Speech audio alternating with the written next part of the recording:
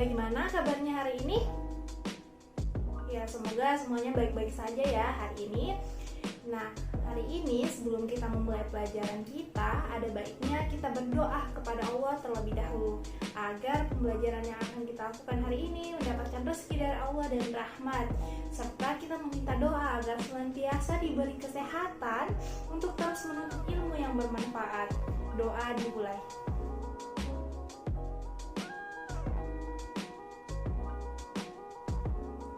Doa selesai. Nah, baik. Oke, selanjutnya Ibu absen dulu ya.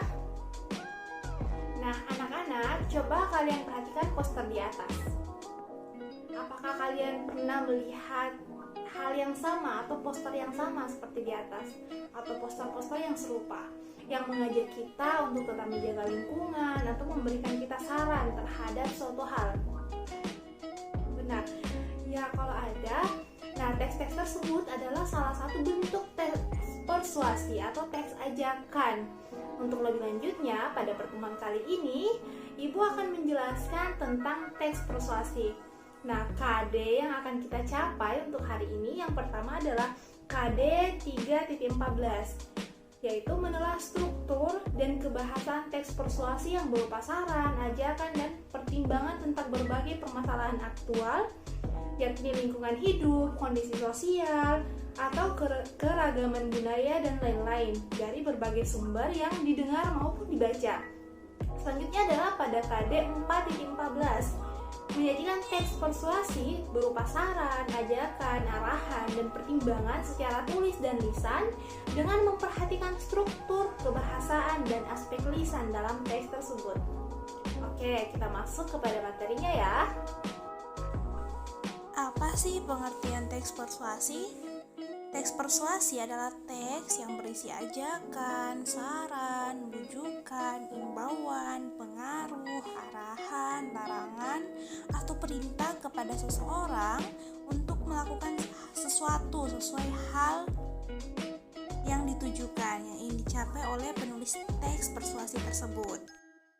Selanjutnya, fungsi dari teks persuasi itu untuk menyampaikan ajakan, bujukan, himbauan, saran, dan pertimbangan tentang berbagai topik dan permasalahan. Teks persuasi ini bertujuan untuk membujuk atau mengajak para pembaca agar mengikuti atau melakukan ajakan yang diperintahkan atau disarankan, sehingga arahan atau ajakan penulis dapat tersampai kepada pembaca di dalam teks persuasi tersebut. Yang terakhir, kita bahas tentang struktur teks persuasi. Yang pertama adalah pengenalan isu. Jadi, pertama-tama penulis akan mengenalkan isu apa yang akan dibahas pada teks persuasi tersebut. Selanjutnya, pemaparan argumen yang ingin disampaikan oleh penulis. Selanjutnya, pernyataan ajakan. Jadi, ketika penulis menulis teks persuasi, maka tentunya ada pernyataan ajakan untuk mengikuti suatu hal atau berbagai saran. Selanjutnya, penulis akan menegaskan kembali apa sih ajakannya atau apa sih isu yang sedang dibahas dalam teks tersebut. Oke, Ibu telah jelaskan pengertian, fungsi, tujuan, dan struktur dari teks persuasi. Nah, anak-anak mungkin sudah mengerti ya bagaimana strukturnya, fungsinya, tujuan, dan pengertian dari teks persuasi. Nah, sekarang Ibu ingin tanya, ada yang bisa membantu Ibu untuk menganalisis atau mengidentifikasi struktur dari teks persuasi di atas yang Ibu paparkan? Mulai dari pengenalan isunya, terus pernyataan argumen, terus kalimat ajakannya, hingga pengulangan topiknya. Ada yang bisa membantu Ibu?